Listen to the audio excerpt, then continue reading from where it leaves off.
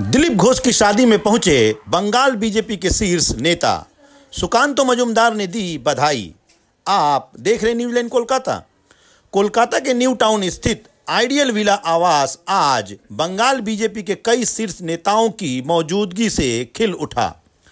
Party के वरिष्ठ नेता और पूर्व प्रदेश अध्यक्ष दिलीप घोष की शादी को लेकर पार्टी नेतृत्व ने उन्हें शुभकामनाएं देने के लिए उनके निवास पर जमा हुए। बीजेपी प्रदेश अध्यक्ष सुकांतो मजूमदार, पूर्व सांसद लॉकेट चटर्जी, सांसद ज्योतिर्मय सिंह महतो समेत कई अन्य नेता दिलीप घोष के घर पहुंचे। सभी नेताओं ने दिलीप घोष को शादी की बधाई दी और उपहार भी भेंट किए। सुकांतो मजूमदार ने मीडिया से बात करते हुए कहा कि वो शादी की शुभकामनाएं देने के लिए आए हैं और ये एक उनके और उनकी पार्टी के लिए खास दिन है। दिलीप घोष आज शाम को कानूनी रूप से विवाह करने वाले हैं। उन्होंने अपनी मां के आशीर्वाद को सर्वोपरि मानते हुए इस निर्णय को अंतिम रूप दिया। सुकांतो मजूमदार ने बताया कि उन्होंने दिलीप घोष की मां को प्रणाम कर आशीर्वाद लिया और शादी के लिए आवश्यक चीजें जैसे साड़ी आदि उपहार स्वरूप दिए। इस अवसर पर दिलीप घोष के घर कुछ समय तक पार्टी नेताओं की मौजूदगी बनी रही और सभी ने उन्हें एक नई जीवन की शुरुआत के लिए शुभकामनाएं दी।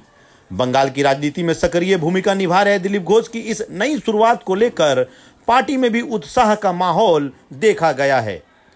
ऐसी तमाम तरह खबरों के लिए आप देखते रहिए न्यूज़लैंड कोलकाता। हमारे चैनल को सब्सक्राइब कीजिए, फेसबुक पेज को लाइक कीजिए। आइए इस बारे में बीजेपी नेताओं का क्या कहना है और उनके घर का क्या माहौल है आपको हम दिखाते हैं और बताते हैं। কলকাতায় থাকি, একটু এর আগে আপনারা বহু রাজনৈতিক ব্যক্তিত্বের বিয়ে দেখেছেন। যদি বলেন প্রিয়রঞ্জন দাসমুন্সির বিয়ে দেখেছেন, আপনারা ইন্দ্রজিৎ গুপ্তর বিয়ে দেখেছেন। তিনি আবার ধর্ম পরিবর্তন করে বিয়ে করেছেন। তো বিয়ের মধ্যে অস্বাভাবিক কিছু নেই। রাজনীতিতে যারা থাকে, সামাজিক জীবনে যারা থাকে, তাদের সমাজের কাজ, রাজনীতির কাজ করতে করতে অনেক দেরি হয়ে যায়। যেমন প্রিয়রঞ্জন দার হয়েছিল, অনেক পরে উনি বিয়ে করতে পেরেছিলেন। অনেক রাজনৈতিক ব্যক্তিত্ব আছে যাদের এরকম হয়েছে। তো স্বাভাবিকভাবে আমরা মাননীয় দিলীপ দার এবং তার আগামী নববধূ যিনি আসছেন তাদের আগামী জীবন অত্যন্ত শুভ হোক, ভালো হোক। সবারই জীবনে এটা ব্যক্তিগত ব্যাপার, এটা ব্যক্তিগত পরিসর। আমার সেই জন্য মনে হয় ব্যক্তিগত পরিসরে কারো বেশি না ঢোকাই ভালো। আমরা পার্টির তরফ থেকে শুভেচ্ছা জানিয়েছি এবং তাদের আগামী জীবন সুন্দর হোক, সুখী হোক, এটা আমাদের কামনা। বিয়েটা একদমই ঘরোয়াভাবে হচ্ছে, উনি যেটা আমাদেরকে জানিয়েছেন। আজকে সন্ধ্যাবেলায় সম্ভবত বিয়ে। আমরা শুভকামনা দিতে গেছিলাম, শুভকামনা হয়ে গেছে। বিয়েতে আমাদের থাকা সম্ভব না। আমি নিজে বালুঘাট চলে যাচ্ছি আজকে বৈঠকের পর। আমার নিজের এলাকায় যাওয়ার বিষয় আছে। তো যারা থাকবে তারা এক দুজন খুবই ক্লোজ যারা, তারাই আসবে। কিন্তু সংঘের প্রচারক দিলীপ দা সেই জায়গায় না, এখানে আপনাদের ভুল হচ্ছে। সংঘের প্রচারককে যখন রাজনীতিতে পাঠানো হয়, অর্থাৎ নেতা বল করে পাঠানো হয়, সঙ্গে দু টাইপের প্রচারক আসে। একদল নেতা হয়ে আসে, একদল সংগঠন মন্ত্রী হয়ে আসে। সংগঠন মন্ত্রী হয়ে যারা আসেন তারা প্রচারক থাকেন, কিন্তু নেতা হিসেবে যাদেরকে পাঠানো হয়, অর্থাৎ সভাপতি, জেনারেল সেক্রেটারি, এই সমস্ত পদে যারা থাকে, জেনারেল সেক্রেটারি অর্গানাইজেশন, তারা কিন্তু প্রচারক থাকে না। প্রচারক থেকে তাদেরকে নিবৃত্তি দেওয়া হয়। উদাহরণস্বরূপ অটল বিহারী বাজপেয়ী এবং লালকৃষ্ণ আডবাণী। লালকৃষ্ণ আডবাণীর উদাহরণটা আমি বিশেষ করে রাখবো, কারণ উনি বিবাহিত ছিলেন। সেখানে লালকৃষ্ণ আডবাণী প্রথম জীবনে সংঘের প্রচারক ছিলেন, আরএসএসের প্রচারক ছিলেন। পরবর্তী সময় তিনি রাজনৈতিক ক্ষেত্রে আসেন এবং প্রচারক জীবন থেকে মুক্তি লাভ করে তিনি বৈবাহিক জীবনে, সাংসারিক জীবনে, এটা সংঘের সিস্টেম। সংঘের বহু প্রচারক আছেন যারা প্রচারক থেকেছেন, তারপরে তারা সাংসারিক জীবনে প্রবেশ করেছে। উদাহরণস্বরূপ আমার এপিএস অজয় সরকার, সেও সংঘের প্রচারক ছিলেন একসময়, পরবর্তীকালে পারিবারিক জীবনে প্রবেশ করেছে।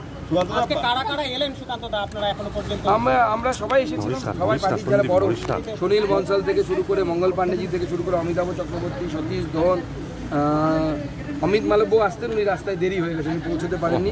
এরকম যত আমরা নেতৃত্ব, আমি, জ্যোতির্ময় সিং মাহাতো, লকেট চ্যাটার্জি, সবাই আমরা যারা নেতৃত্ব, আমরা এসে সবার নামই বললাম, মুখে মিস করিনি। আসলে 26 লোকসভা ভোটে দিলীপ ঘোষের পরাজয়, তারপর তার পরের বছরই এই সিদ্ধান্ত। স্বাভাবিকভাবেই রাজনৈতিক মহলে জল্পনা উঠছে, তবে কি তাহলে সাংসারিক জীবনে চলে যাবেন, রাজনীতি থেকে অবসর নেবেন?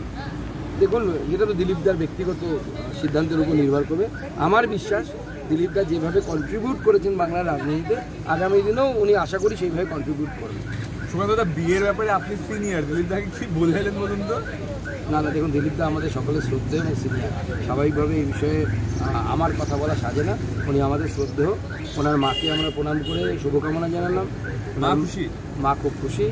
ওনার মা আপনারা শুনেছেন নিশ্চয়ই, মায়ের জন্যই প্রায় বিয়েটা করা আর কি। তো স্বাভাবিকভাবে মাকে দেখার লোক চাই।